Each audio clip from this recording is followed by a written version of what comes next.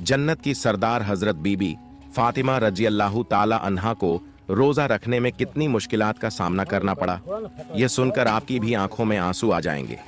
लिहाजा वीडियो को आखिर तक जरूर देखें।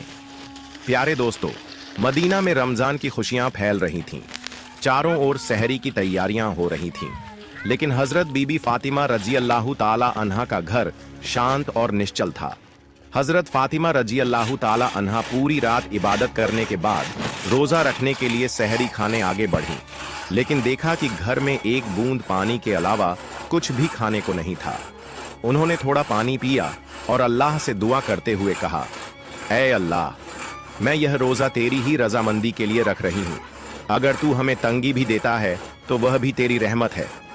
जैसे ही यह दुआ खत्म हुई, मस्जिद ए नबवी से फजर की मधुर अजान की आवाज गूंजने लगी, जो मानो पूरे मदीना को इबादत के लिए जगा रही थी। फजर की नमाज अदा हो चुकी थी। मदीना के आसमान में सूरज झांकने लगा था।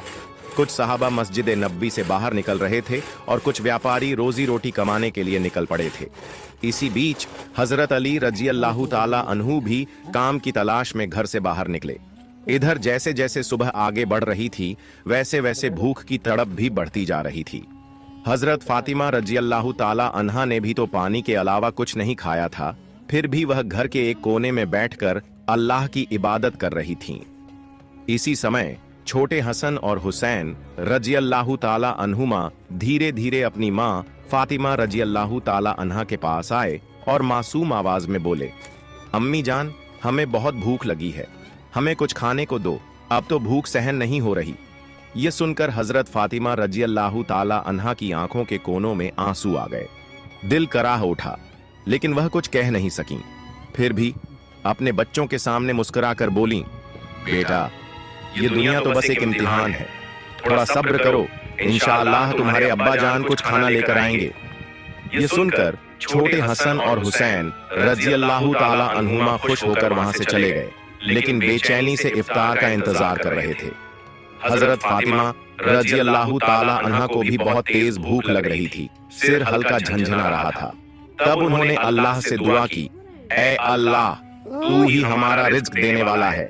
ऐ अल्लाह, हमें रिज्क अता फरमा, हमारे बच्चों को तकलीफ सहने की ताकत दे।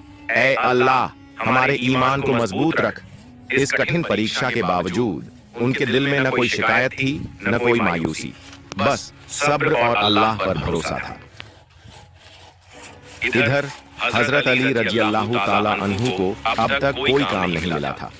सूरज धीरे धीरे आसमान के बीचों बीच